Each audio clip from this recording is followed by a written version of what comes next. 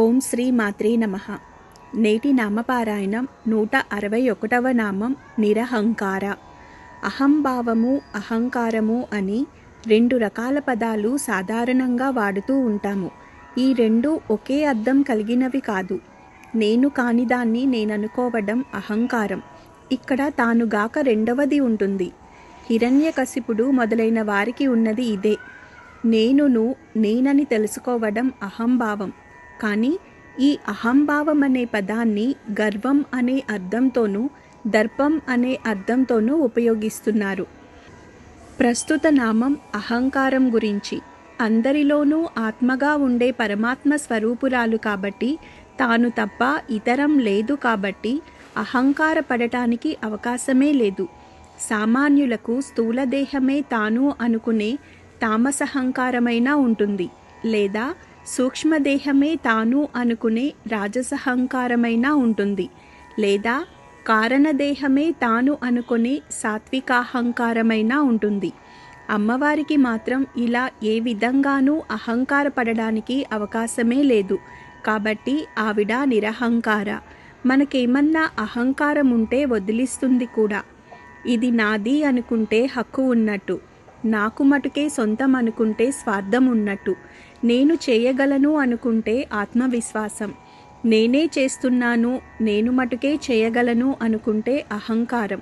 ఇదే అహంభావం అంటారు. ఈ నేను అనేది దైవం నడిచేది నడిపించేది కూడా ఆ శక్తే. అయితే ఆలోచనా శక్తిని బుద్ధిని ఆ జగన్మాత జీవుడికే అప్పగించింది. ఎందుకంటే ఆ ఆలోచన విధానమే నీ స్థాయిని ఇహపరలోకంలో నిర్ణయిస్తుంది.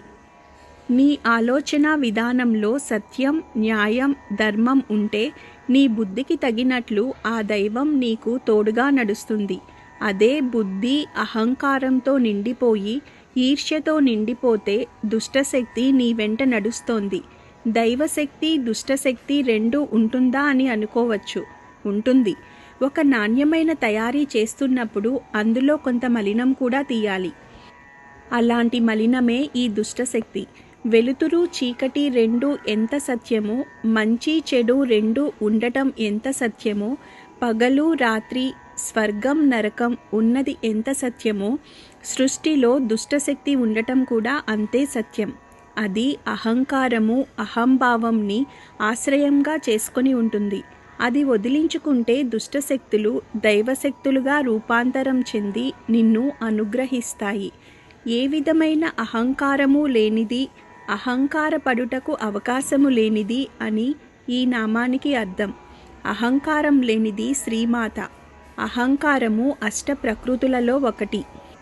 అష్ట ప్రకృతులన్నీయూ మూల ప్రకృతి యగు శ్రీమాత నుండి ఏర్పడినవే. వాని ఎందామె ఉన్నప్పటికీ వాని ప్రభావము ఆమెపై ఉండవు.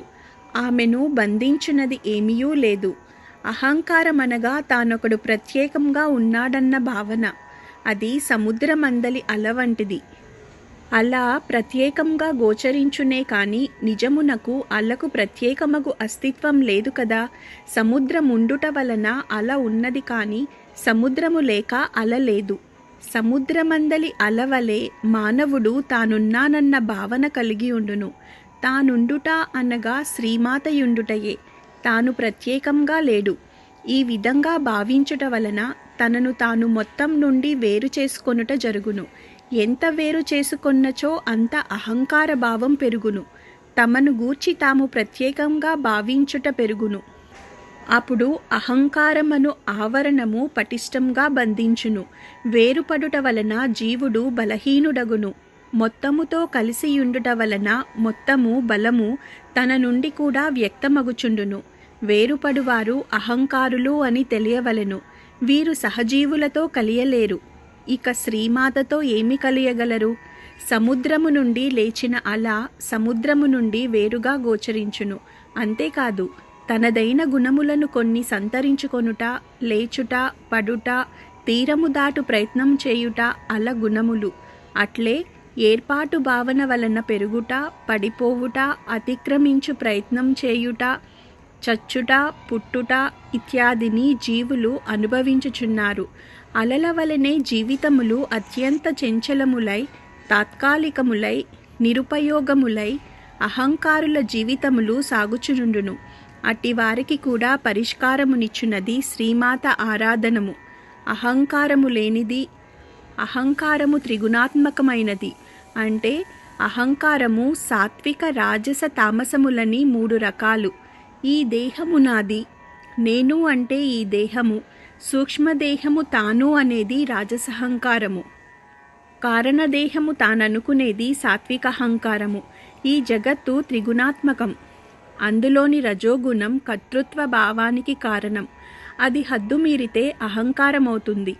పరమేశ్వరి ఆత్మస్వరూపిణి. శరీరంతో ఆమెకు సంబంధం లేదు. అందుకనే ఆమె నిరహంకార. అంతేకాకుండా తన భక్తులకు కూడా అహంకార రహిత స్థితిని కలిగించి వారికి సన్మార్గం చూపిస్తుంది. ఈ నామజపం వల్ల అహంకారుల నుండి వచ్చే సమస్యలు తొలగిపోతాయి. జపం చేసే వారికి అహంకారం పెరగదు. కష్టానికి తగ్గ ఫలితం దక్కుతుంది. మంచి అవకాశాలు కూడా లభిస్తాయి. ఈ నామం చెప్పేటప్పుడు నిరహంకారాయై నమః అని నమస్కరించాలి. ఓం శ్రీ మాత్రే నమః.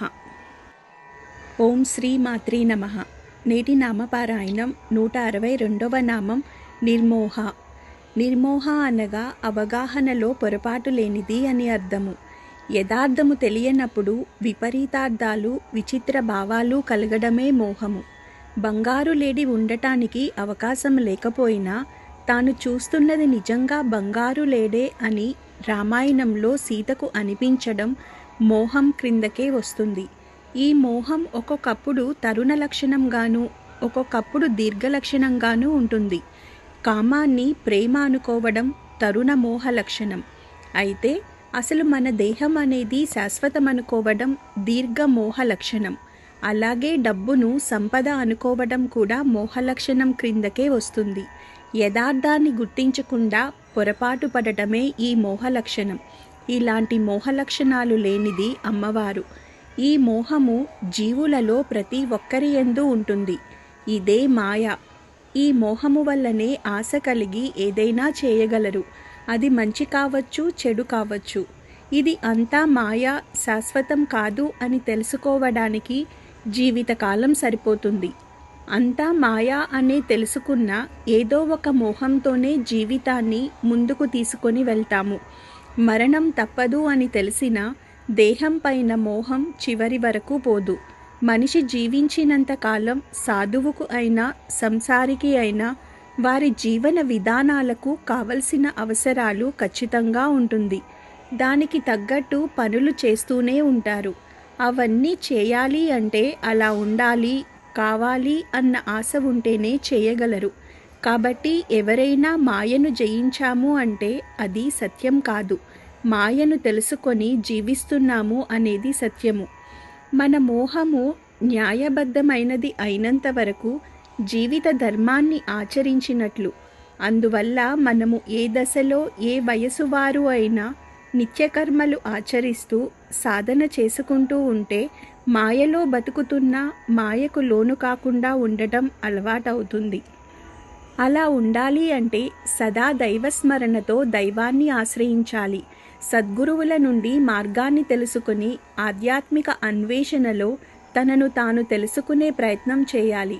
అన్నిటికన్నా మహామాయ గురించి ఒక ఉదాహరణ తెలుసుకుందాము. దీపాలు కొన్ని వందల వేలు విడివిడిగా కనిపిస్తుంది. వాటన్నిటిలో ఉన్న అగ్నిజ్యోతి ఒకటే.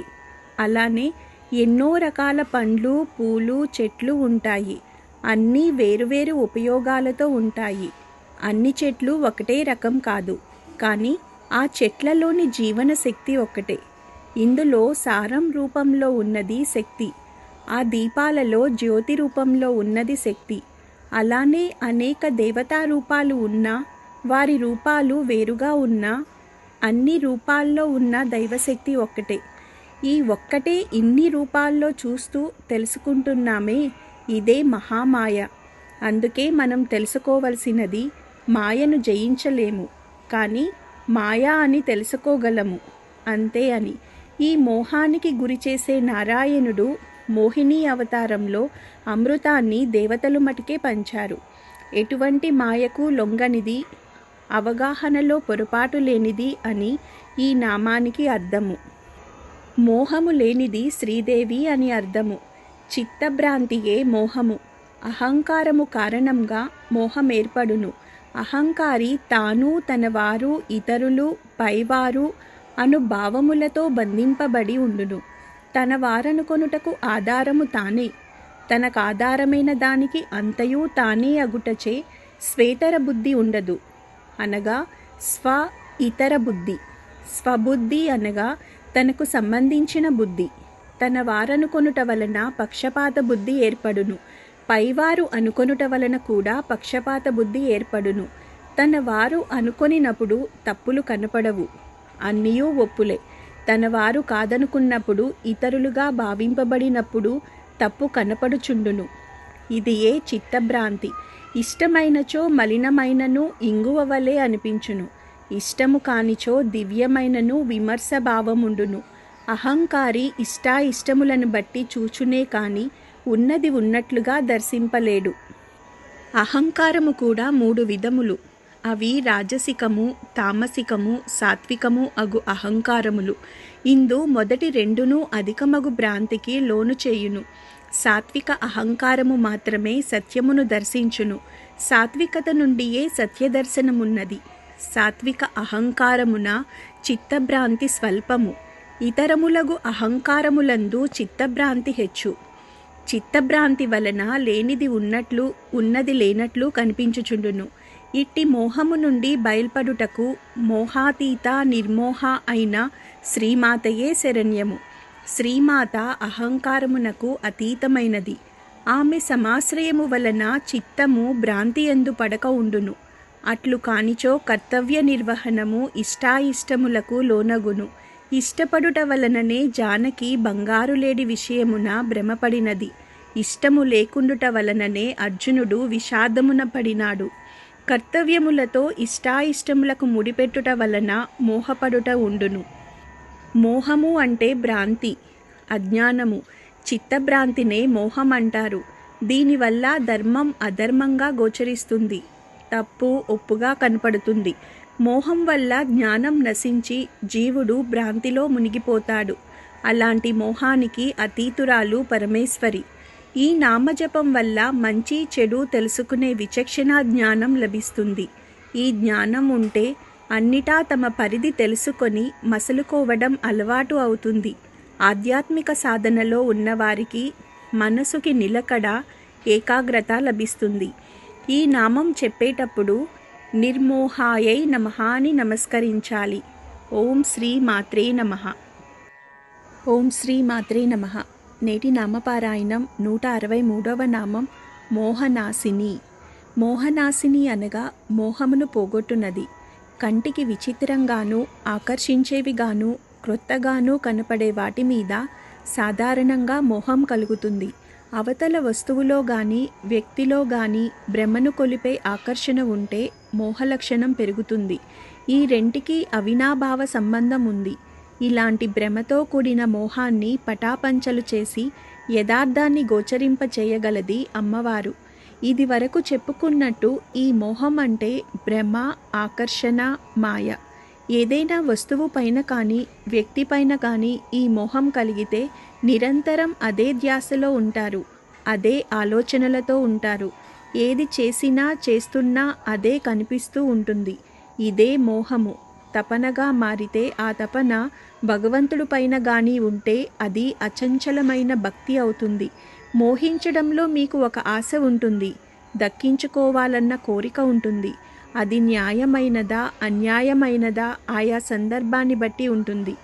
అయితే ఇదే తపనగా మారి భగవంతుడి పైన ఉన్నప్పుడు అక్కడ నిస్వార్థమైన ప్రేమ మటుకే ఉంటుంది. అటువంటి భక్తులకు ఎక్కడ చూసినా భగవంతుడు కనిపిస్తాడు. అతని చుట్టూ అలుముకున్న మాయ మొత్తం జీవాత్మ పరమాత్మ స్వరూపంగా మారిపోయి అందంగా ఉంటుంది. నిజమైన సమ్మోహనమైన రూపం భగవంతుడు. అది గ్రహించగలిగితే మన మోహం దైవాన్ని ధ్యానిస్తే ప్రకృతిలో ప్రతి ప్రాణిలో ప్రతి అందంలో చింతగా అద్భుతంగా దైవమే దర్శనమిస్తాడు. ఈ సాధన ఏ విధంగా మొదలుపెట్టినా దానికి కారణం దైవాన్ని దర్శించాలన్నదే మొదటి ఉద్దేశం. అదే ఉద్దేశంతో ప్రయత్నం చేయడం మోహం. ఆ ప్రయత్నంలో తపనతో దైవానుగ్రహం పొందిన వారికి ఆ మోహం విడిపోయి అంతటా దైవమే దర్శనమిస్తుంది. తనలో తానుగా ఉన్నది కూడా దైవమే అన్న ఆత్మ సాక్షాత్కారం లభిస్తుంది. ఇలా ఆ తల్లి సాధన చేసిన భక్తులకు మోహాన్ని వదిలిస్తుంది. ప్రతి అణువులో దైవాన్ని దర్శించే శక్తిని ఇస్తుంది. మోహమును పోగొట్టునది అని ఈ నామానికి అర్థం. జీవుల మోహము నాశనము చేయునది శ్రీదేవి అని అర్థము. నేను ఇతరము అను భావము ద్వైత బుద్ధి ఉన్నంతకాలము అజ్ఞానముండును. ఇతరుల రూపమున ఉన్నది కూడా నేనే అను భావము అద్వైత బుద్ధి. అప్పుడే ప్రేమ అవగాహన కలుగును. అందరి యందున్నది శివశక్తులే. శివము సత్యము శక్తి చైతన్యము. వీని నుండి పుట్టినవాడే జీవుడు. అందరి మూలము ఒకటే. కావున జీవులందరూ ఒకే ఉదరము నుండి పుట్టినవారని సహోదరులని జ్ఞానము తెలుపును. ఇట్టి జ్ఞానము కలగనంత కాలము మోహముండును. సృష్టి యందు మోహము సహజము. మోహము వలన దుఃఖము తప్పనిసరి అగును. దుఃఖము వలన జీవుడు విచారమున పడును. దుఃఖమును దాటుటకు ప్రయత్నించును. కానీ ద్వైత బుద్ధి ఉన్నంతకాలం దుఃఖముండును. ఈ సత్యం తెలియుటకు కొన్ని జన్మ పరంపరలు సాగును. అనుభవైక జ్ఞానమే జ్ఞానము. కానీ అధ్యయనము శ్రవణము వలన జ్ఞానము జీవుని యందు స్థితిగొనదు. తెలిసినది ఆచరించినప్పుడే తత్ఫలముగా జ్ఞానముదయించును. శ్రీమాతను భక్తి శ్రద్ధలతో ఆరాధించిన వారిని శ్రీమాతయే ఉద్ధరించుకొనును. క్రమముగా జ్ఞానోదయము గావించును. జీవుని ఆర్తిని బట్టి ఉద్ధరణ ఉండును. సురులైనను అసురులైనను మానవులైనను ఆమె అనుగ్రహమునకు పాత్రులే. జ్ఞానమును ప్రసాదించుటకు శ్రీమాత రకరకములైన ఉపాయములను వినియోగించును. ఎట్లైనను జీవుని ఉద్ధరించుటయే ఆమె లక్ష్యము. సామదాన భేద దండోపాయములను జీవులపై ప్రయోగించుచు వారి ఉద్ధరణకు తగు తోడ్పాటు గావించుచుండును. సృష్టి యందు జీవులకు మోహము సహజము. మోహము దాటయత్నము చేయు జీవులకు శ్రీమాత ఆరాధనము శరణ్యము. పరమేశ్వరికి మోహం లేదు. తనను ఆశ్రయించిన వారి మోహాన్ని నాశనం చేస్తుంది. ఈశావాస్యోపనిషత్తులో ఈ విధంగా చెప్పబడింది. యస్మిన్ సర్వాణి భూతానాత్మైవా భూద్విజానతః తత్రకో మోహః కః శోక ఏకత్వమనుపశ్యతః. అన్ని జీవులను తన ఆత్మగాను చరాచర జగత్తు యొక్క ఐక్యతను దర్శించే ఆ విజ్ఞానానికి మోహమేమిటి, దుఃఖమేమిటి అంటే ఆ పరబ్రహ్మకు మోహము దుఃఖము లేదని భావము. రాగము ద్వేషము మొదలైన ప్రవృత్తులన్నీ మోహము వలననే కలుగుతాయి. వేదములో చెప్పబడిన కర్మలను ఆశ్రయించటం వల్ల మోహము నశిస్తుంది. మానవుడు ఎంత విజ్ఞుడైనప్పటికీ మోహము అతన్ని కప్పివేస్తుంది. కురుక్షేత్ర సంగ్రామంలో అర్జునుణ్ణి మోహం కప్పివేసి వీరంతా తన వారు అనే భ్రాంతి కలిగింది. భగవానుడి గీతోపదేశంతో ఆ మాయ తొలగిపోయింది. మోహం సర్వనాశనకారి. పరమేశ్వరి మోహనాశిని, జ్ఞానస్వరూపిణి. ఈ నామజపం వల్ల భ్రమ తొలగిపోతుంది. వాస్తవాన్ని తెలుసుకునే జ్ఞానం లభిస్తుంది. కుటుంబ కలహాలు తగ్గుతాయి. విరోధుల నుండి శత్రుభయం పోతుంది. బంధువుల వల్ల కలిగే ఇబ్బందులు తొలగుతాయి. చాలా కాలంగా జరుగుతుంది అనుకుంటూ జరగకుండా చేతి వరకు వచ్చి ఆగిపోయిన పనులు ముందుకు సాగుతాయి. పెళ్ళి అయ్యాక పరాయి వాళ్లపైన శ్రద్ధ కలగడం చాలా తప్పు. అటువంటి ఆలోచనలు ఉన్నవారు ఈ నామజపం నిత్యం చేయడం వల్ల అటువంటి ఆలోచనలు దూరం అవుతాయి. ప్రతి వ్యక్తికి వ్యక్తిత్వమే అమూల్యమైన సంపద. అది గౌరవంగా ఉండాలి అంటే మనసు ఆశకు, మనిషి మోహానికి లొంగకూడదు. అటువంటి నిగ్రహ శక్తి కలిగించమని కోరుకొని ఈ నామజపం చేయాలి. ఈ నామం చెప్పేటప్పుడు మోహనాశిన్యై నమః అని నమస్కరించాలి. ఓం శ్రీ మాత్రే నమః. ఓం శ్రీ మాత్రే నమః. నేటి నామపారాయణం 164వ నామం నిర్మమ. నిర్మమ అనగా మమకారము లేనిది అని అర్థము. ప్రతిదీ తనకు సంబంధించినది, తనకు కావలసినది, తనది అనే భావం మమకారం.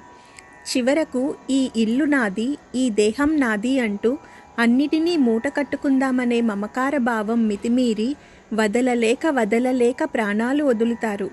ఎన్ని శాస్త్రాలు చదివినా, ఎన్ని ఉపన్యాసాలు విన్నా ఏమీ ప్రయోజనం ఉండదు. నిద్రిస్తున్నప్పుడు తప్ప మిగిలిన అన్ని అవస్థల్లోనూ వెన్నంటి ఉంటుంది.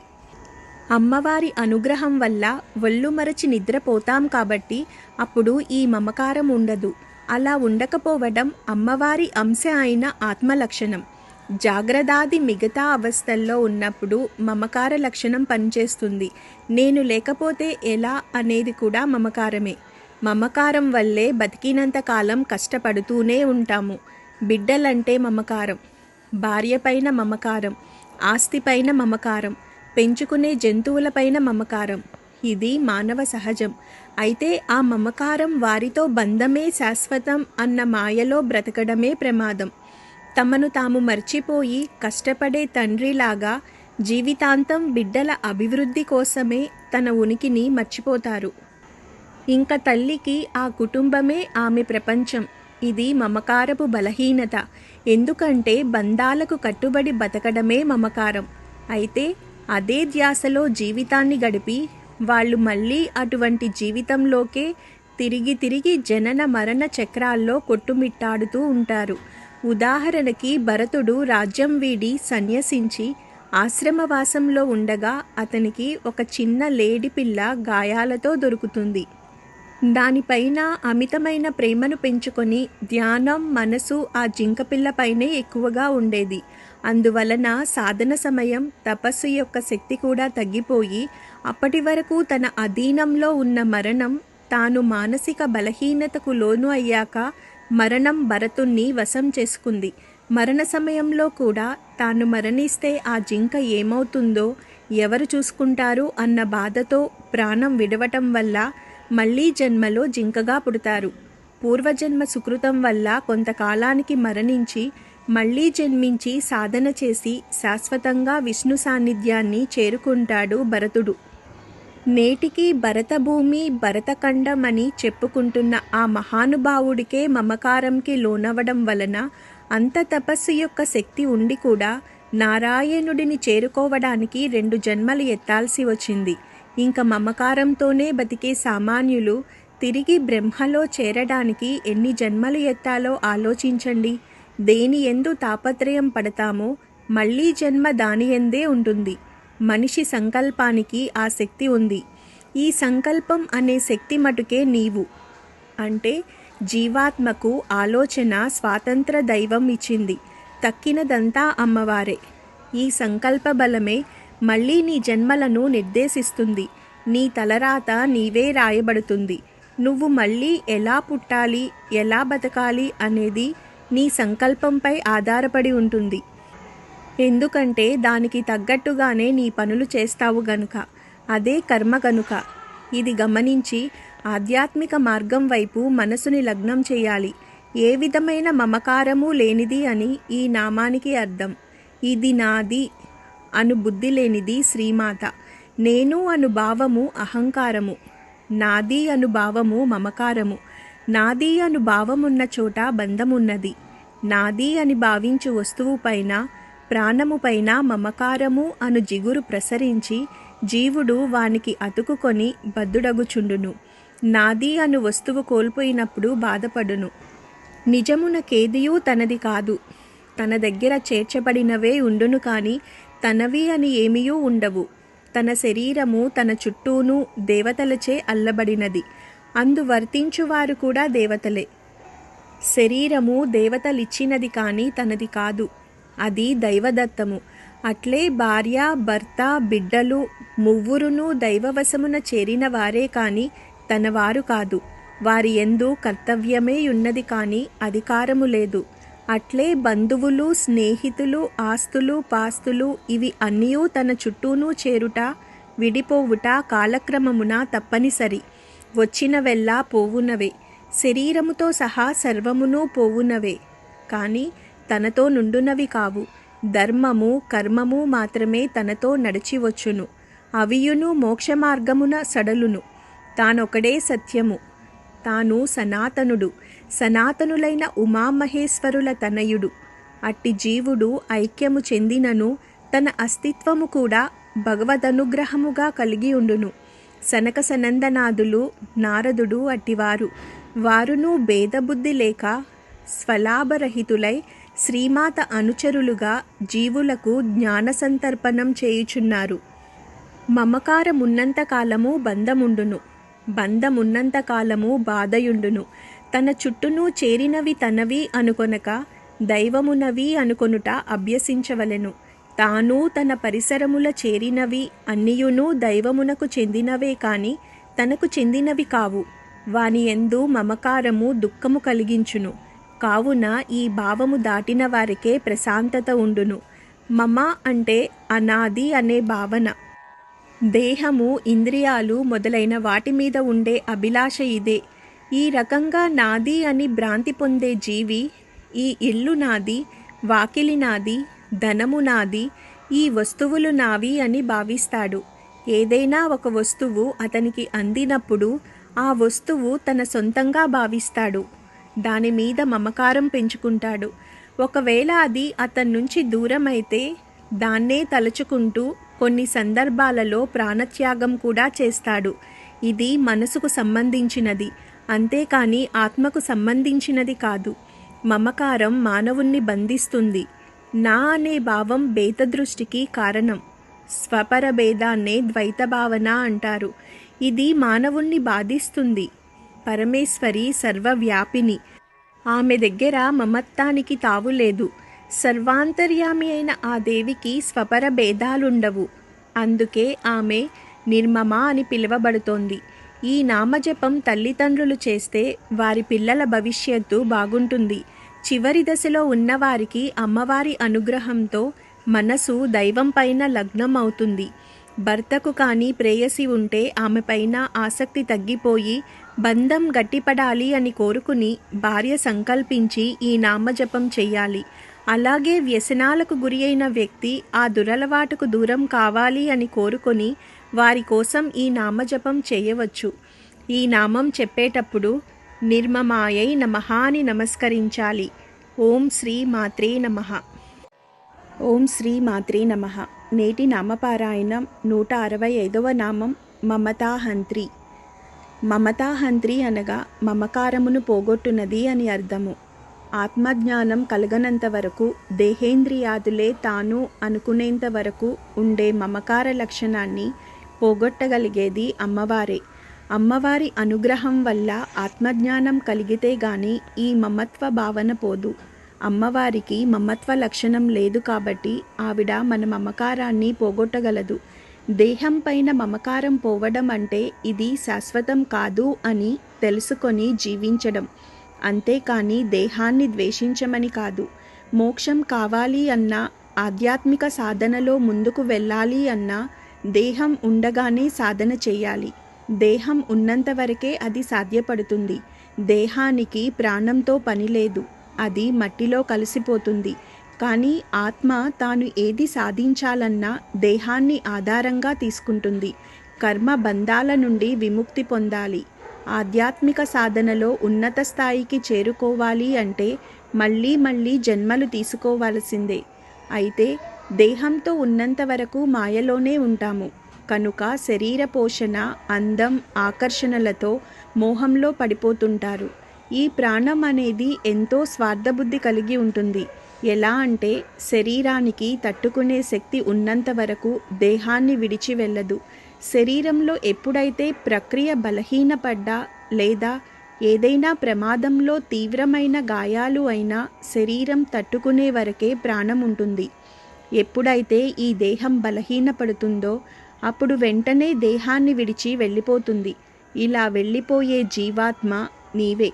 అలా విడిచి వెళ్ళేటప్పుడు అర్థమవుతుంది అది శాశ్వతం కాదు అని, నీవు వేరుపడ్డావు అని. అప్పుడే ఆత్మఘోష మొదలవుతుంది.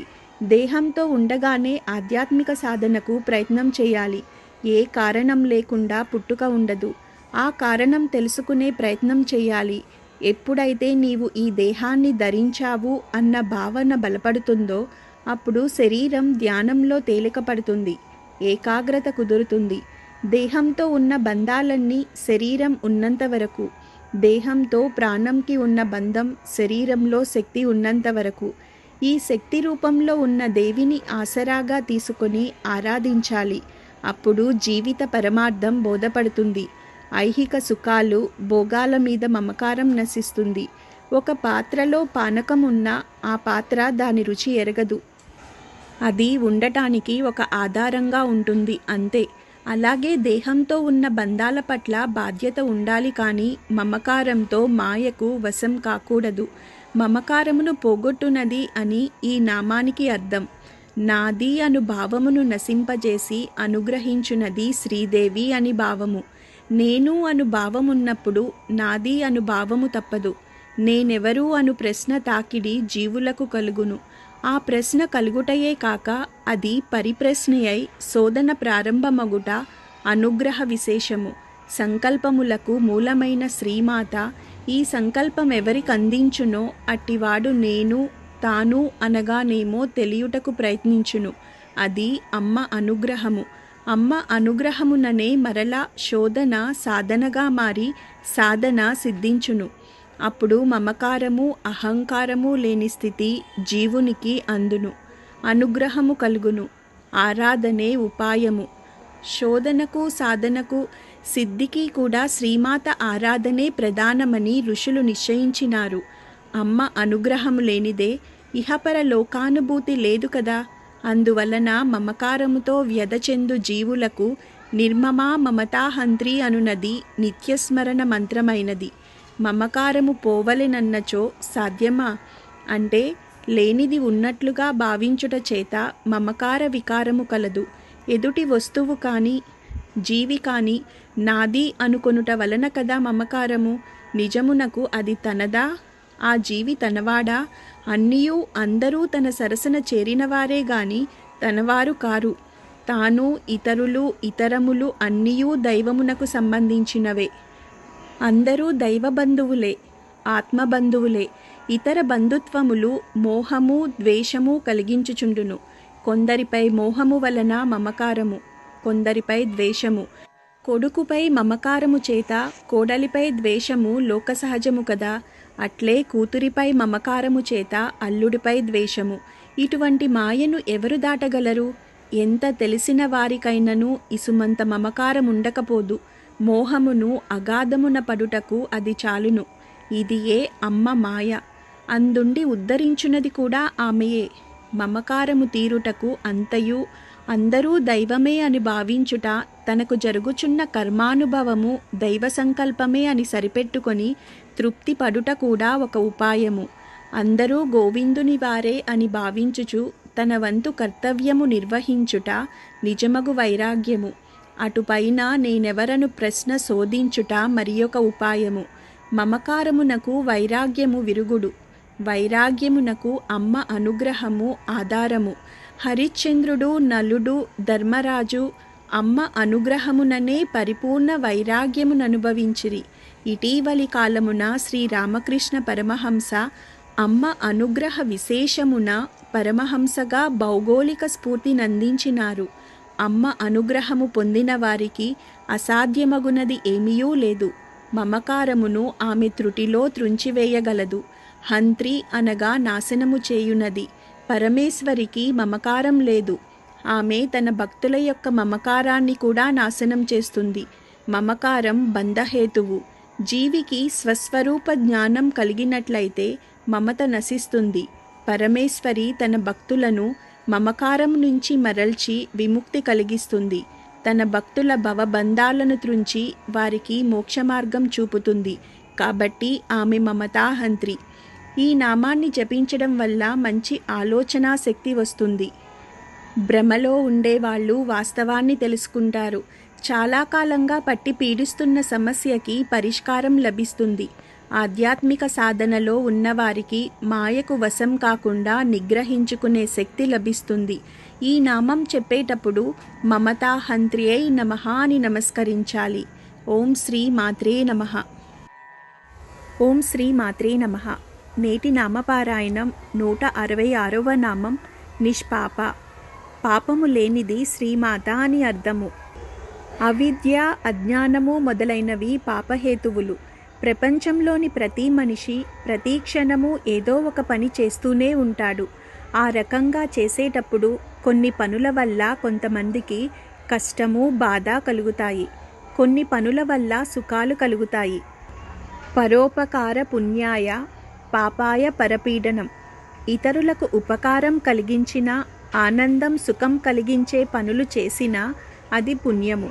మన పనుల వల్ల ఇతరులకు బాధలు కలిగితే దానివల్ల పాపము కలుగుతుంది. ఈ రకంగా కలిగే పాప పుణ్యాల వల్లనే మానవుడి తరువాత జన్మలు నిర్ధారింపబడతాయి. ఏ రకమైన కర్మలు చేయని జీవికి మరుజన్మ ఉండదు. పుణ్యఫలం ఎక్కువ ఉన్నవారికి ఉత్తమ జన్మలు ప్రాప్తిస్తాయి. పాపఫలం ఎక్కువ ఉన్నవారు పశువులు, పక్షులు, క్రిమి కీటకాలుగా జన్మిస్తారు. పరమేశ్వరికి ఈ రకమైన పాపం ఏమాత్రమూ లేదు. అందుకే ఆమె నిష్పాప. సృష్టి యొక్క అగ్ని కార్యమగుటచే తత్మారణంగా కొంత మసిబారుట జరుగుచున్నది. మలినములేర్పడుచుండును. ఈ మలినములనే పాపములు అందురు. వీనిని ఎప్పటికప్పుడు తొలగించుచుండవలెను. లేనిచో అది జ్ఞానమును కప్పి జీవుని దుఃఖమున పడదోయిను. బ్రహ్మకైనను ఇట్టి అజ్ఞానమావరించుటకు అవకాశమున్నది. జీవునికి అహంకారము కారణముగా అభిమానము కలుగును. ఇది మొదటి మాయావరణము. దాని వలన మోహము పుట్టును. మోహము కారణముగా కోరిక జనించును. మోహము తీరనప్పుడు ప్రయత్నము కోపముగా మారును. కోపము తీవ్రమైనప్పుడు అంధకార మిశ్రమ అను ముదురు చీకటి ఏర్పడి ఏమీయూ తెలియని స్థితి ఏర్పడును. దాని వలన మనసుకు చాంచల్యము కలిగి భ్రమ పుట్టి అది చిత్త విభ్రమమై లేనిది ఉన్నట్లు గోచరింపజేయును.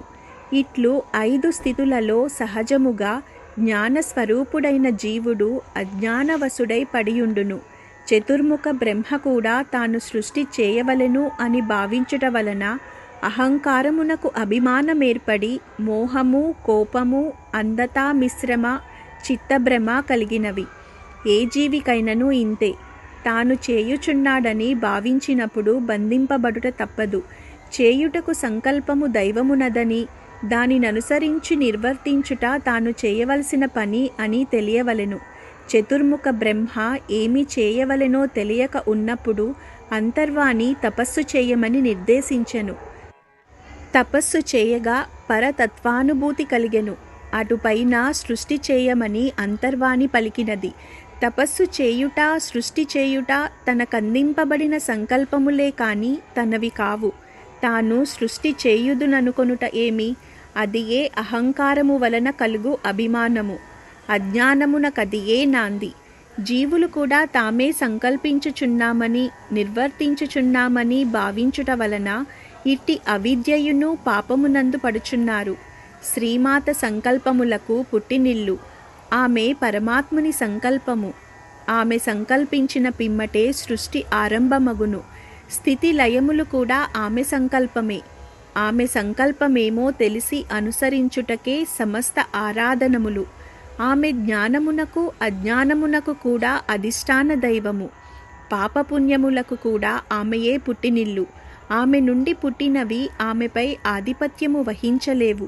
అందువలన ఆమె పాపపుణ్యములకు కూడా అతీతమై ఉన్నది. తోచని స్థితి కలిగెను. దేహాంగములు భయముతో వణికెను. ధనుస్సు, విల్లంబులు చేయిజారి నేలపై బడెను. అతని అదృష్టముగా శ్రీకృష్ణుడు అచటనే ఉండుట వలన సంశయ నివృత్తి గావించి అర్జునుని కర్తవ్యమునందు నిలిపెను. శ్రీకృష్ణుడు ఆశ లేనివాడు, సంశయములేమాత్రము లేనివాడు. కావుననే గురుత్వము వహించి అర్జునుని సంశయములను పారద్రోలెను. శ్రీకృష్ణుడనగా శ్రీమాతయే. శ్రీమాత జ్ఞానస్వరూపిణి, నిత్య పరిపూర్ణ, అనంతముగా సృష్టి గావించి నిర్వహించుచున్నను. అట్టి బృహత్తర కార్యమందు ఆమెకు ఏ సంశయమూ లేదు. నిష్పాప అనగా పాపము లేనిది.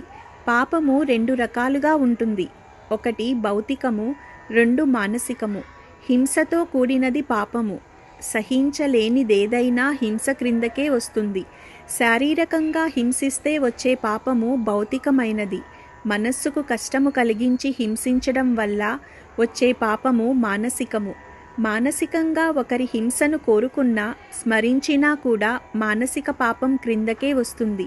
సర్వ జగత్తుకు తల్లి కాబట్టి, అనురాగవల్లి కాబట్టి అమ్మవారికి ఈ 2 రకాల పాపాలు ఉండవు. అందుకని ఆమె నిష్పాప అన్న నామానికి అర్హురాలు.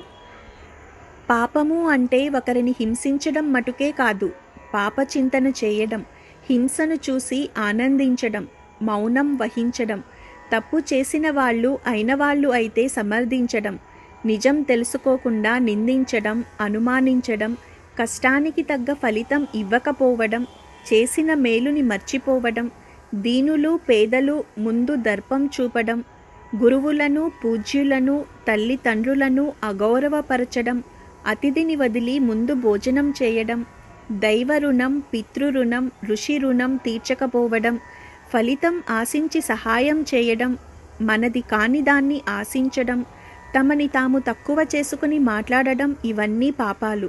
నిన్ను నువ్వు నిందించి అవమానించుకునే హక్కు కూడా నీకు లేదు. ఎందుకంటే ఇక్కడ నువ్వు అంటే నీలోని పరమాత్మ.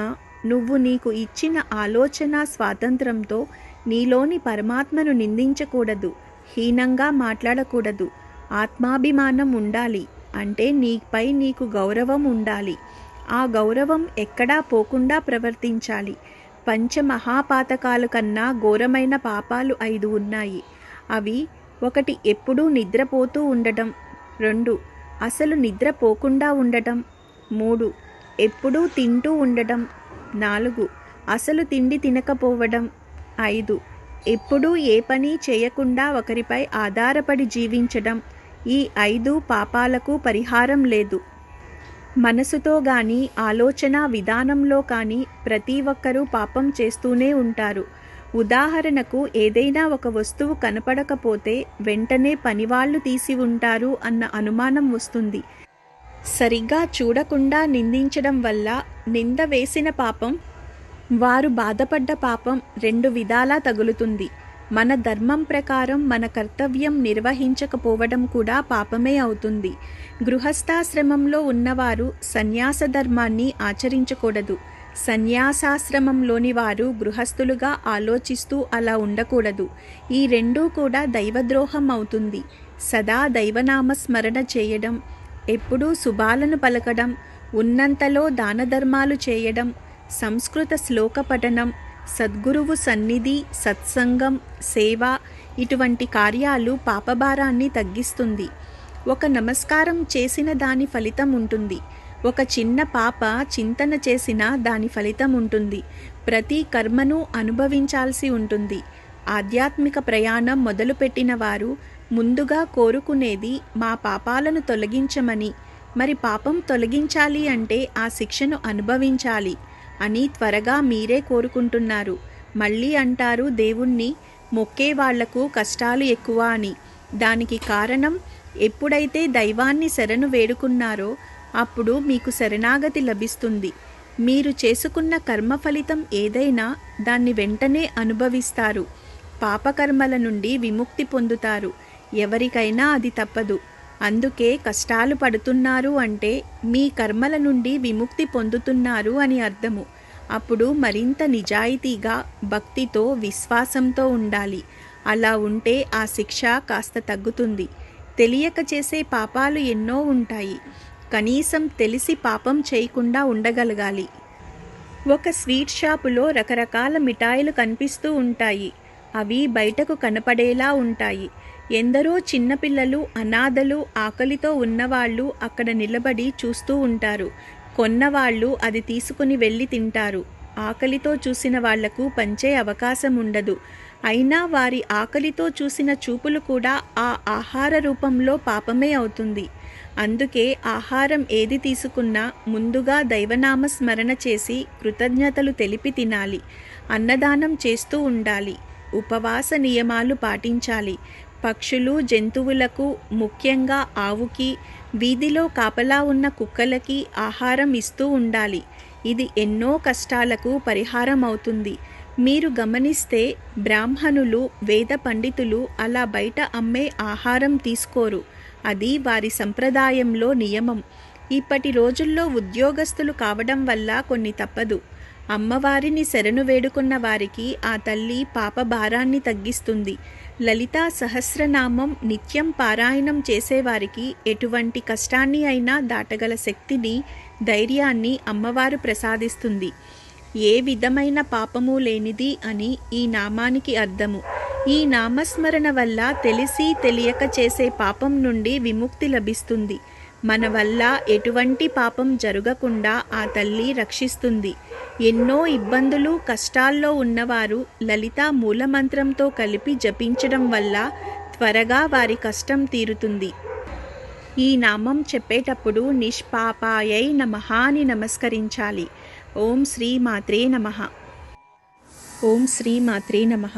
నేటి నామపారాయణం 167వ నామం పాపనాశిని.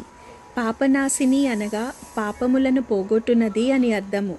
పుణ్యస్య ఫలమిచ్చంతి పుణ్యం నేచ్చంతి మానవాః న పాప ఫలమిచ్చంతి పాపం కుర్వంతి యత్నతః. తాత్పర్యం ఏమంటే, సాధారణంగా మానవులు పుణ్యకార్యాలు చేయకుండా పుణ్యఫలాలు రావాలని కోరుతారు. పాపకార్యాలు చేస్తూ పాపఫలాలు రాకూడదనుకుంటారు అని పై శ్లోకానికి అర్థం. అమ్మవారిని ఆరాధిస్తే పుణ్యకార్యాలు చేసే విధంగా మనల్ని ప్రేరేపించి పాపకార్యాలను చెయ్యనీయకుండా ఉండే వివేకాన్నిచ్చి మనల్ని పాపాలకు దూరంగా ఉంచుతుంది. ఈ నామానికి ఇదే సరియైన అర్థం. కానీ మనం వరుసపెట్టి పాపాలు చేసుకుంటూ పోతూ ఉంటే ఆవిడ మన వెనకాలే ఒక్కొక్కటి నాశనం చేసి మనల్ని ఎప్పటికప్పుడు పాపాలంటని పవిత్రమూర్తిలాగా చేస్తుందని కాదు. పూజ, ధ్యానం, దానం, వ్రతం వల్ల కొంత పాపభారం తగ్గుతుంది. కానీ మళ్ళీ మళ్ళీ చేస్తూ పోతే అది పెద్ద శిక్ష అవుతుంది. పశ్చాత్తాపంతో తప్పు తెలుసుకొని అది సరిదిద్దుకునే ప్రయత్నం చేస్తే అమ్మవారు అనుగ్రహిస్తుంది. పశ్చాత్తాపం చెందితే మళ్ళీ ఆ తప్పు చేయరు. అందుకే తప్పు తెలుసుకున్న వ్యక్తి మానసికంగా చాలా బాధను అనుభవిస్తాడు. అందుకే పశ్చాత్తాపానికి మించిన ప్రాయశ్చిత్తం లేదు అంటారు. మనము ఇప్పుడు లలితా నామ వివరణ తెలుసుకుంటున్నాము కనుక ఒక ముఖ్యమైన విషయం ఇక్కడ తెలుసుకోవాలి. ప్రతి ఒక్కరూ చేసిన పాపాలు గంగలో మునిగి పోగొట్టుకుంటారు. అయితే గంగమ్మ తల్లి ఒకసారి పరమేశ్వరుడిని అడిగిందట, అందరి పాపం తాను తీసుకుంటున్నాను, మరి నాకు అంటిన పాపం ఎలా పోతుంది స్వామి అని ఆ తల్లి అడిగిందట. అప్పుడు పరమేశ్వరుడు, లలితోపాసకులు అనగా లలితా సహస్రనామ జపాన్ని నిత్యం పారాయణం చేసేవాళ్ళు గంగలో మునిగితే నీకు అంటిన పాపాలు పోతాయి అన్నారట స్వామి. లలితా సహస్రనామానికి అంత మహిమ ఉంటుంది. నిత్యం లలితా నామజపం వల్ల పాప పరిహారం అవుతుంది.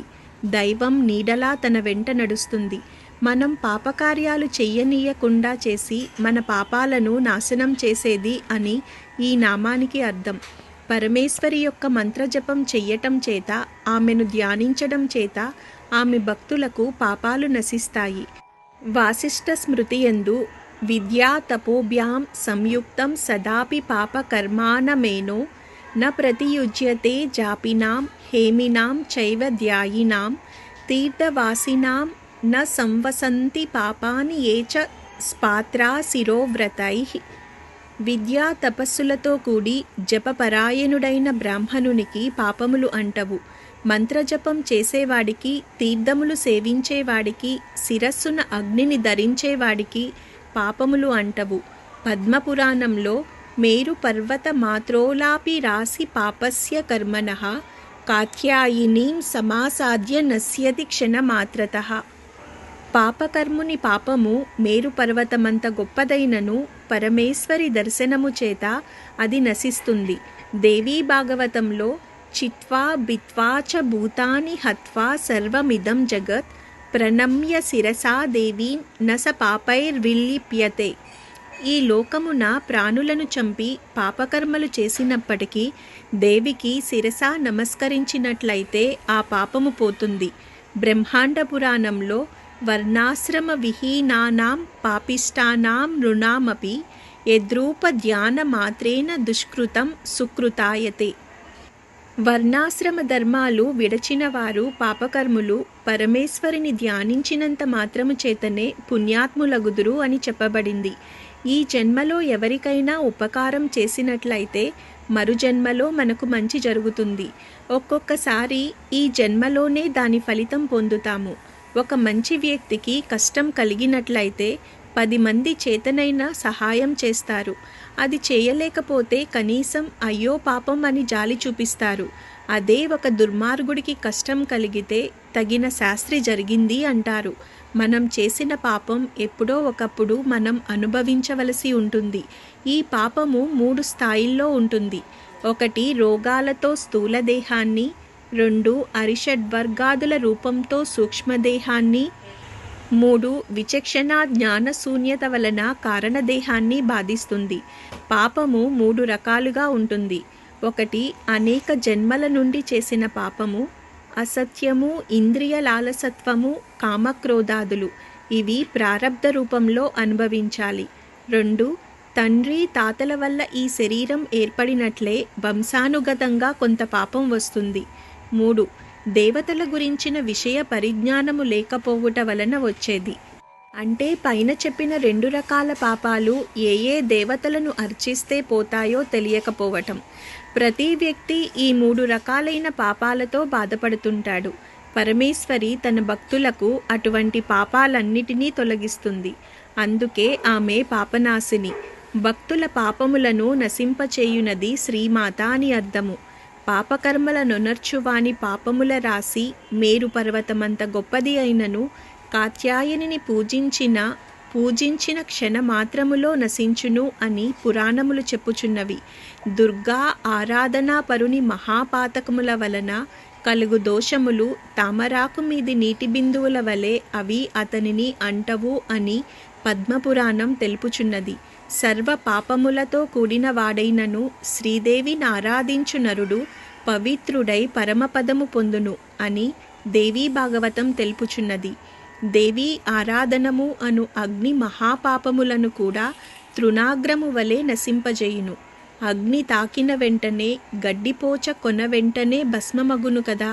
పాపములను హరించుటలో శ్రీమాతను మించిన శక్తి మరొకటి లేదు. ఈ నామజపం వల్ల తెలిసి తెలియక చేసిన పాపమునకు పరిహారం లభిస్తుంది. మీకు తరచుగా వస్తున్న ఇబ్బందులు తొలగిపోతాయి. చెడు అలవాట్లు తగ్గుతాయి. చెడు ప్రవర్తన కలిగిన వారు దూరం అవుతారు, లేదా వారి ప్రవర్తన మార్చుకొని మీకు ఇబ్బంది కలిగించకుండా ఉంటారు. ఓం ఐం హ్రీం శ్రీం పాపనాశిన్యై నమః అని ఈ నామాన్ని సూర్యోదయం కంటే ముందు 1008 మార్లు జపించాలి. నిత్యము ఈ నామాన్ని ఈ విధంగా జపించే వారికి అద్భుతమైన ఆధ్యాత్మిక శక్తి సొంతమవుతుంది. ఈ నామం చెప్పేటప్పుడు పాపనాశిన్యై నమః అని నమస్కరించాలి. ఓం శ్రీ మాత్రే నమః. ఓం శ్రీ మాత్రే నమః. నేటి నామపారాయణం 168వ నామం నిష్క్రోధ. నిష్క్రోధ అనగా క్రోధము లేనిది అని అర్థము. కోపం దీర్ఘకాలంగా నిల్వ ఉంటే క్రోధంగా మారుతుంది. క్షణకాల మాత్రం కోపం ఉండేవాళ్లను ఉత్తములని, 2 గడియల కాలం కోపం ఉన్నవారిని మధ్యములని, 1 అహోరాత్ర కాలం కోపం ఉండేవాళ్లను అధములని, చచ్చేంత వరకు కోపం ఉండేవారిని పాపిష్టులని అంటారు. ఈ నిర్వచనాల ప్రకారం క్రోధం గలవారందరూ పాపిష్టులే అవుతారు. అవసరమైనప్పుడు అంటే చిన్నపిల్లల పట్ల, క్రింది పనివారి పట్ల, శిక్షితులకు శిక్షణ ఇస్తున్నప్పుడు కోపం నటించాలి గాని కోపిష్టులు కాకూడదు. అవతలి వారిలో రావలసిన మార్పు రావడం కోసమే కానీ కక్ష సాధింపుగా ఈ కోపం నిల్వ ఉండకూడదు. అమ్మవారు అనురాగ దేవత, జగన్మాత కాబట్టి ఆవిడకు కోపం గాని క్రోధం గాని ఉండవు. ఈ క్రోధం వల్ల వివేకాన్ని కోల్పోతారు. అనుకున్నది జరగనప్పుడు దానికి కారణం తెలుసుకోకుండా కోపం తెచ్చుకుంటారు. దానివల్ల వ్యక్తుల మధ్య దూరం పెరుగుతుంది. క్రోధం వల్ల మానసిక ప్రశాంతత కోల్పోతారు. కొందరు మునులు కూడా ఈ క్రోధాన్ని అదుపు చేసుకోలేక వారి తపశ్శక్తిని కోల్పోయారు. అమ్మవారిని సదా ధ్యానిస్తూ ఎక్కువగా మౌనం వహించేవారికి క్రోధం అదుపులోకి వస్తుంది. మన్నించే గుణం ఉన్నవారి హృదయంలో దైవం కొలువై ఉన్నది అని అర్థం చేసుకోవాలి. క్రోధం లేనిది అని ఈ నామానికి అర్థం. క్రోధం లేనిది శ్రీదేవి అని అర్థము. ద్వేషమున్నచో క్రోధముండును, ప్రేమ ఉన్న చోట ద్వేషం ఉండదు. ప్రేమ ఉన్న చోట తప్పులున్నను సహించుట ఉండును. సహనము ప్రేమ నుండే పుట్టును. క్రోధము తాను అనుకున్న రీతిలో సన్నివేశములు సాగకుండనప్పుడు రజోగుణ ద్వేషమున ఉద్భవించును. హిరణ్యకశిపుని కోపము, రావణుని కోపము క్రోధమునకు తార్కాణములు. తన భావమునకు, చేతకు, మర్యాదకు, గౌరవమునకు అడ్డం వచ్చిన వారినందరినీ అణిచివేయుట, సంహరించుట, హింసించుట క్రోధ లక్షణములు. క్రోధము అసురీ ప్రభావమున కలుగును. మదించిన అహంకారము కలవారికి క్రోధమెక్కువగా నుండును. క్రోధము వలన పరిసరముల యందు శత్రుత్వమును పెంచుకొందురు. క్రోధములు నిత్యము దుఃఖమునే అనుభవించుచుందురు. శ్రీమాతకు క్రోధము లేదు. ఆమెకందరూ ప్రియులే. ఆమె క్రోధమును నటించును కాని క్రోధమను గుణమునకు వశపడదు. ఇది నిజమగు దైవీ సంపత్తి. రాక్షస సంహారము చేయునప్పుడు శ్రీమాత, శ్రీరాముడు, శ్రీకృష్ణుడు క్రోధమును తెచ్చిపెట్టుకొనిరే కాని క్రోధవశులు కాలేదు.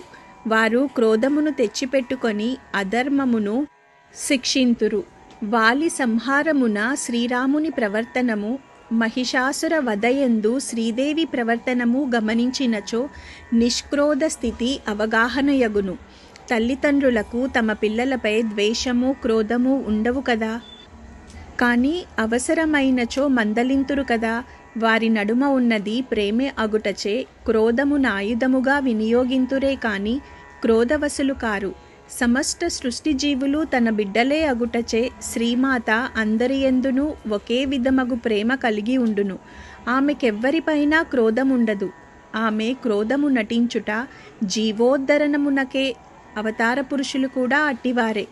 క్రోధము లేని పరమేశ్వరి భక్తుల క్రోధాన్ని శమింపచేస్తుంది. క్రోధశ్చ దుష్టత్వం. క్రోధం అంటే దుష్టత్వం. భక్తుల యొక్క కామక్రోధాలను నాశనం చేసేది పరమేశ్వరి. క్రోధయుక్తోయద్యజతి యజ్ఞోహోతి యదర్చతి స తస్య హరతే సర్వం ఆమకుంభో యదోదకం. కోపము కలవాడు యాగాలు చేసినా, హోమాలు చేసినా, పూజలు చేసినా వాటి ఫలము పచ్చికుండను నీరు వలె హరిస్తుంది అని చెప్పాడు. అంటే క్రోధముతో నిండిన మనసు కలవాడు ఎన్ని యజ్ఞాలు, యాగాలు, క్రతువులు, హోమాలు, జపాలు, పూజలు చేసినా అవన్నీ నిష్ప్రయోజనం. కోపము కలవాడు ఎన్ని సత్కార్యములు చేసినా వాటి ఫలము పొందలేడు. అందుకే పరమేశ్వరి తన భక్తుల కోపాన్ని ఉపశమింపచేసి వారిని సన్మార్గంలో నడిపిస్తుంది. ఈ నామజపం చేసేవారికి కోపం అదుపులో ఉంటుంది, సహనం పెరుగుతుంది, మంచి చెడు విచక్షణ జ్ఞానం వస్తుంది, కోపిష్ఠుల బారి నుండి ప్రమాదం తప్పుతుంది, అమ్మవారి అనుగ్రహం లభిస్తుంది. ఈ నామం చెప్పేటప్పుడు నిష్క్రోధాయై నమః అని నమస్కరించాలి. ఓం శ్రీ మాత్రే నమః.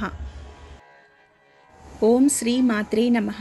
నేటి నామపారాయణం 169వ నామం క్రోధశమని. క్రోధశమని అనగా క్రోధమును శమింపచేయునది, పోగొట్టునది అని అర్థము. క్రోధాకారాంకుశోజ్వల అన్న పూర్వపు నామాన్ని, ఆ నామ వ్యాఖ్యానాన్ని ఇక్కడ గుర్తు చేసుకోవాలి. పేరుకుపోయిన కోపంతో క్రోధంలో ఊపిరాడకుండా ఉండేవాళ్ళు మళ్ళీ సవ్యంగా ఊపిరి పీల్చుకునేట్లుగా వారి క్రోధాన్ని శమింపజేసి ఇక అలాంటి క్రోధం ముందు ముందు రాకుండా వారిని అనుగ్రహించేది అమ్మవారు. ప్రేమతో ఎలాంటి కర్కశత్వాన్నైనా కనికరంగా మార్చగల కారుణ్య రాశి, సౌజన్యమూర్తి ఈ అమ్మవారు. అయిన దానికి కాని దానికి కోపం తెచ్చుకుంటూ అందరినీ కసురుకుంటూ ఉండే వాళ్లకు ఆలోచన పనిచేయదు. చిన్న చిన్న విషయాలు కూడా బోధపడదు. ఎప్పుడూ ఎవరో వారిపైన కుట్రలు పన్నుతున్న విధంగా అతి ఆవేశం, అతి జాగ్రత్త, చిరాకుతో బతుకుతూ ఉంటారు. మంచి చెడు నిర్ణయించుకునే సాధారణ విషయాల్లో ఆలోచన ఉండదు. దీనికి కారణం అతి కోపం, ఆవేశం. ఇటువంటి వాళ్ళు ఎదుటి వ్యక్తి నుండి అన్నీ అధికంగానే ఆశిస్తూ ఉంటారు. అది అందనప్పుడు ఆవేశానికి గురి అవుతూ ఉంటారు. చాలా రకాల జబ్బులకు ఇదే కారణం. అన్ని సందర్భాలు, అన్ని పనులు మనకు అనుకూలంగా ఉండదు. నిదానంగా ఆలోచిస్తూ అనుకూలంగా మలుచుకోవాలి. అమ్మవారిని శరణు వేడుకునే వారికి మనసుకి నిలకడ, ఏకాగ్రత, ప్రశాంతత లభిస్తుంది. అందువల్ల కోపం, ఆవేశం నియంత్రించుకోగలరు. క్రోధాన్ని పోగొట్టునది అని ఈ నామానికి అర్థం. క్రోధము లేని పరమేశ్వరి భక్తుల క్రోధాన్ని శమింపచేస్తుంది. క్రోధస్య దుష్టత్వం. క్రోధము అంటే దుష్టత్వము. భక్తుల యొక్క కామక్రోధాలను నాశనం చేసేది పరమేశ్వరి. క్రోధయుక్తో యద్యజతి యజ్ఞాహోతి యదర్చతి స తస్య హరతే సర్వం ఆమకుంభో యథోదకం. కోపము కలవాడు యాగాలు చేసినా, హోమాలు చేసినా, పూజలు చేసినా వాటి ఫలము పచ్చికుండను నీరు వలె హరిస్తుంది అని చెప్పాడు. అంటే క్రోధముతో నిండిన మనసు కలవాడు ఎన్ని యజ్ఞాలు, యాగాలు, క్రతువులు, హోమాలు, జపాలు, పూజలు చేసినా అవన్నీ నిష్ప్రయోజనం. కోపము కలవాడు ఎన్ని సత్కార్యములు చేసినా వాటి ఫలము పొందలేడు. అందుకే పరమేశ్వరి తన భక్తుల కోపాన్ని ఉపశమింపచేసి వారిని సన్మార్గంలో నడిపిస్తుంది. భక్తుల క్రోధమును శమింపజేయునది శ్రీదేవి అని అర్థము. నిత్యము శ్రీమాత ఆరాధనము గావించు వారి క్రోధమును, మాత్సర్యమును, లోభమును, అశుభ భావనలను శ్రీమాత హరించును. న క్రోధో నచ మాత్సర్యం న లోభా న శుభామతి భవంతి కృత పుణ్యానాం భక్తానాం శ్రీసూక్తం జపేత్పద. శ్రీసూక్తమందలి ఈ రుక్కులు సత్యమును బోధించుచున్నవి. కోపము కలవాడు ఎన్ని సత్కార్యములొనర్చినను వాని ఫలములను అతడు పొందలేడని, తన కోపముతోనే ఫలములను నాశనము చేసుకొనునని పురాణగాథలు తెలుపుచున్నవి. క్రోధముతో కూడి ఎవడు యాగమునర్చునో, ఎవడు హోమము చేయునో, ఎవడు పూజించునో వాని ఫలము పచ్చికుండ ఎందలి నీరు వలె హరింపబడును. కోపము కలవారికి శ్రమ ఎక్కువ, ఫలితము తక్కువగా ఉండును. నందీశ్వరునిపై కోపముతో రావణుడు చేసిన శివతపస్సు ఫలించలేదు. పినతల్లిపై కోపముతో ధ్రువుడు చేసిన తపస్సు ఫలించలేదు. కోపముతో భీష్మునిపై యుద్ధము చేసిన పరశురామునికి విజయము లభించలేదు. అట్లే విశ్వామిత్రుని తపస్సు కూడా ఆయనను తిప్పలు పెట్టినది. క్రోధము స్వభావమున ఉన్నవారు క్రోధము ఉండరాదని, దానిని విసర్జించవలెనని ఎంత ప్రయత్నించినను ఆ ప్రయత్నము కూడా విఫలమే అగుచుండును. జీవులకు అరిషడ్వర్గ విషయమున బలహీనత ఉండుట సహజము. కామము, క్రోధము, లోభము, మోహము, మదము, మాత్సర్యము, రాగము, ద్వేషము ఇవి అన్నీయూ ఒక్కొక్క సమయమున ఒక్కొక్కటిగా స్వభావము నుండి విజృంభించి జీవుని వశము గావించుకొనుచుండును. తనకన్నా బలమైన శత్రువును తాను జయించలేడు కదా. ఇట్టి సమయమున దైవారాధనమే శరణ్యము. ఆరాధన వలన భక్తి, శ్రద్ధ, ఆర్ద్రత పెరుగుచున్న కొలది క్రోధాది బలహీనతలు శమించును. మరి ఒక మార్గము లేదు. అన్ని ప్రయోజనములకు భగవదారాధనమే శరణ్యమని పెద్దలు పరిశోధించి నిర్ణయించిరి. అట్టి భగవదారాధనమందు నిజమైన రుచి ఏర్పడిన వారికి పరిష్కారములు శీఘ్రమగును. జీవులు శమమును పొందుదురు. ఈ నామస్మరణ వల్ల కోపం నియంత్రణలో ఉంటుంది. కోపం అవసరమైన చోటే ప్రదర్శించాలి. అది నాయకుడి లక్షణం. ఎందుకు కోపం వస్తుందో వారికే తెలియక వచ్చే కోపం మూర్ఖుల లక్షణం. ఈ నామస్మరణ వల్ల కోపం తగ్గడంతో పాటు కోపిష్ఠుల నుండి వచ్చే ప్రమాదాలు కూడా ఉండవు. ఈ నామం చెప్పేటప్పుడు క్రోధ శమన్యై నమః అని నమస్కరించాలి. ఓం శ్రీ మాత్రే నమః. ఓం శ్రీ మాత్రే నమః. నేటి నామపారాయణం 170వ నామం నిర్లోభ. నిర్లోభ అనగా లోభము లేనిది అని అర్థము. పెట్టే గుణం లేకుండా కూడబెట్టుకోవడమే ఉండే లక్షణాన్ని లోభం అంటారు. దీన్నే తెలుగులో పిసినారితనం అంటారు. ఈ లోభం ఉన్నవాళ్ళు ఇతరులకు పెట్టకపోవడమే కాదు, తాము కూడా తమకున్న దాన్ని అనుభవించరు. వీలైనంత వరకు ఇతరుల సొమ్ముతో పబ్బం గడిపేసుకోవాలని ప్రయత్నిస్తూ ఉంటారు. తమ కోరిక తీరడం కోసం పరాయివాడిదేమన్నా కోరేవారికి ఏదీ అక్కరకు రాదని గుర్తుపెట్టుకోవాలి. తమని, తమకు సంబంధించిన దాన్ని పెట్టుబడి పెట్టుకుని తమ కోర్కెను తీర్చుకోవడమే సాధకుని లక్షణం. లోభానికి వ్యతిరేక గుణం త్యాగం.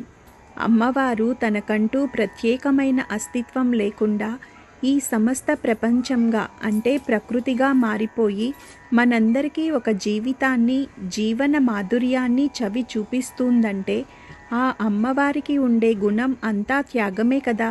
లోభం ఎక్కడ ఉంటుంది? ఈ లోభంతో తమను తాము మోసగించుకునే వాళ్ళు, బాధ పెట్టుకునే వాళ్ళు కూడా ఉంటారు. ఎలా అంటే స్థితిగతులు ఉన్నా కూడా తృప్తిగా భోజనం చేయరు, అనారోగ్యంతో ఉన్నా తగిన వైద్యం చేయించుకోరు, ఇంకా ఏదో దాచాలి అన్న ప్రయత్నంతోనే అదే ఆలోచనతో మరణిస్తారు. ఇటువంటి వారు అదే ఇంటి ముందు కుక్కగా పుట్టవచ్చు, లేదా అన్నీ ఉన్నా కూడా తినడానికి ప్రాప్తం లేని జబ్బులతో బతుకవచ్చు.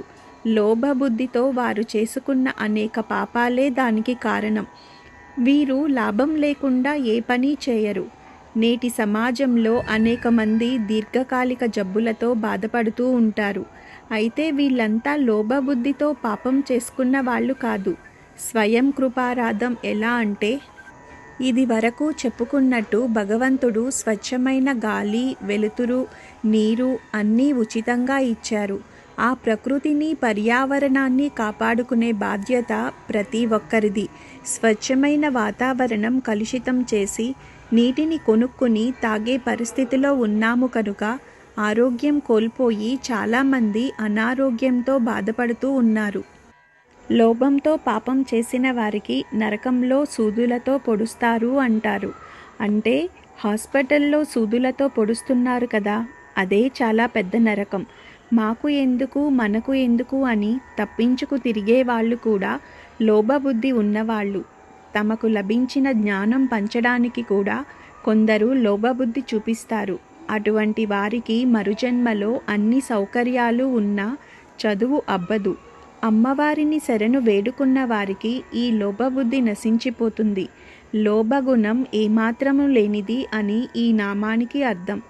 లోభము సర్వ సద్గుణములను రూపుమాపునని, లోభి ఇహలోక సంతోషమునకే నోచుకొనలేడని, పరలోకానుభూతి అతనికి దుర్లభమని శృతులు తెలుపుచున్నవి. లోభగుణము నింద్యమైనదని, అది కలవాడు వికాసము చెందలేడని తెలియనగును. దానము లోభమునకు విరుగుడు. ఇచ్చిన వారికే వచ్చునని ప్రకృతి ధర్మమొకటి కలదు. పంచువారికే సమృద్ధి ఉండునని అనంతమగు సృష్టియందు సర్వ సమృద్ధియే కాని అయిపోవుట ఉండదని తెలిసినవాడు ఇచ్చుటకు జంకడని పురాణగాథలు తెలుపుచున్నవి. సృష్టి అంతము లేదు, అంతమే ఆరంభము, ఆరంభమే అంతముగా అనంతముగా సృష్టి సాగుచున్నది.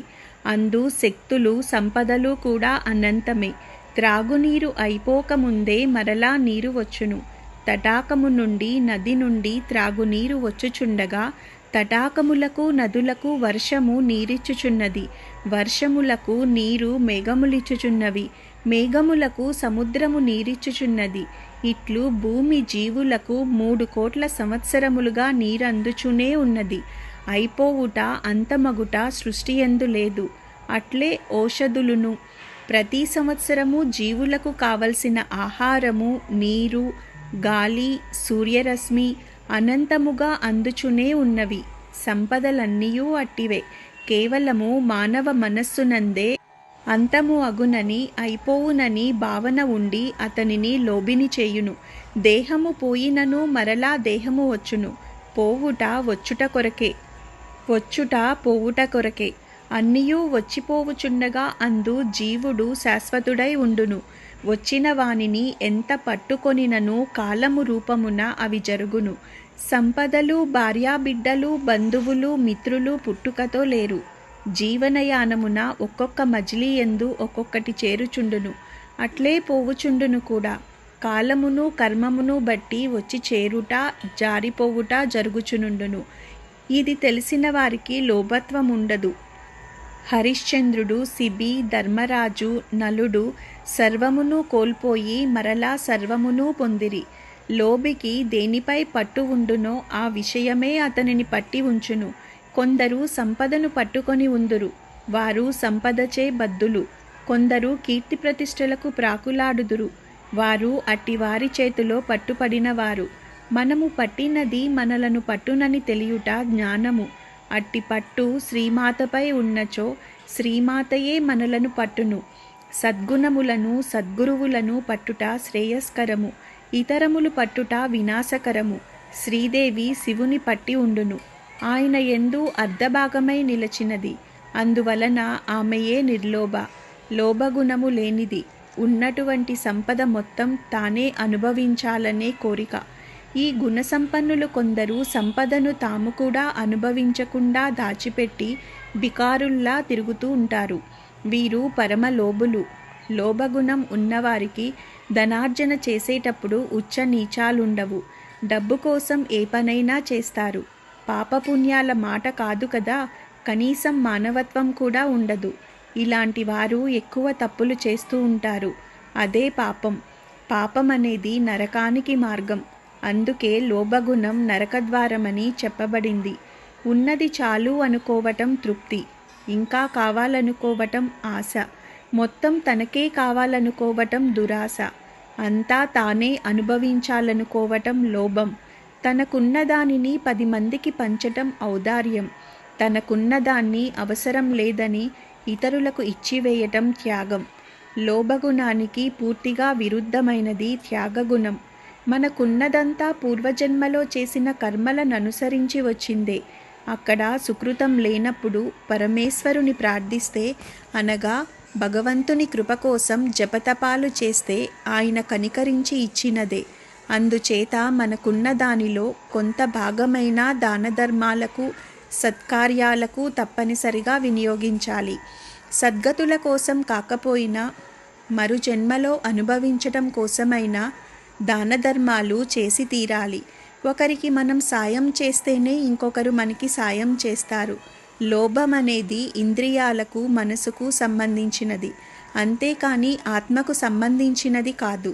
స్వార్జితమైన ద్రవ్యం ప్రతిఫలాపేక్ష లేకుండా అర్హత కలిగిన వారికి ఇవ్వటాన్నే దానము అంటారు. దీనివలననే ఉత్తమ గతులు వస్తాయి. పరమేశ్వరికి లోభత్వం లేదు. అడిగిన వారికి అడిగినట్లుగా అపార సంపదలు కలగచేస్తుంది. అందుకే ఆమె నిర్లోభ అనబడుతుంది.